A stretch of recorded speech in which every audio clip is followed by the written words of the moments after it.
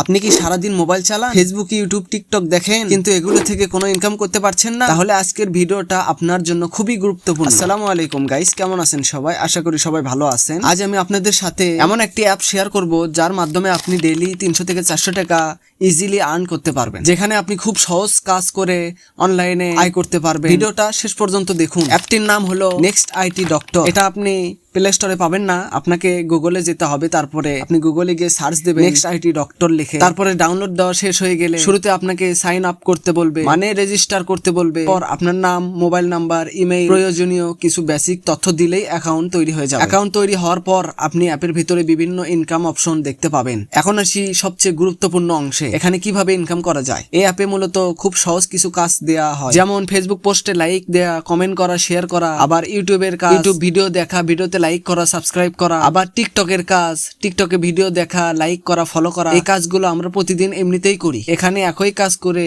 আপনি টাকা ইনকাম করতে পারবেন। উইথড্রল সিস্টেম 2 থেকে 3 মিনিটের ভিতরে দিয়ে দেয় টাকা। প্রতিটা কাজ করার পর আপনার অ্যাকাউন্টে ব্যালেন্স যোগ হবে। আপনি যত বেশি কাজ করবেন তত বেশি ইনকাম হবে। সবচেয়ে ভালো ব্যাপার হলো আপনি আপনার ইনকাম তুলতে পারবেন বাইন্যান্স, বিকাশ এর মাধ্যমে, এবং একটা নির্দিষ্ট অ্যামাউন্ট পূরণ হলে আপনি উইথড্র দিতে পারবেন। এখন আমি আপনাদের সত্য একটা কথা বলবো, অনলাইনে ইনকাম করার ক্ষেত্রে কোনো কিছুতেই 100% গ্যারান্টি দেওয়া যায় না। তাই আমার পরামর্শ, ছোট কাজ দিয়ে শুরু করুন, নিয়মিত কাজ করুন। কোনো বড় ইনভেস্টমেন্ট করলে আগে ভালো করে বুঝে নিন। নিজের রিসার্চ নিজেই করবেন, এটাই সবচেয়ে নিরাপদ। যারা ঘরে বসে সহজ অনলাইন কাজ করে ইনকাম করতে চান, তারা চাইলে নেক্সট আইটি ডক্টর অ্যাপটি একবার ট্রাই করে দেখতে পারেন। ভিডিওটি যদি ভালো লাগে লাইক দিন, কমেন্ট করে জানান আপনার মতামত। আর এমন আরো ইনকাম অ্যাপের ভিডিও পেতে চাইলে আমাদের চ্যানেল সাবস্ক্রাইব করে আমাদের পাশেই থাকুন। ধন্যবাদ।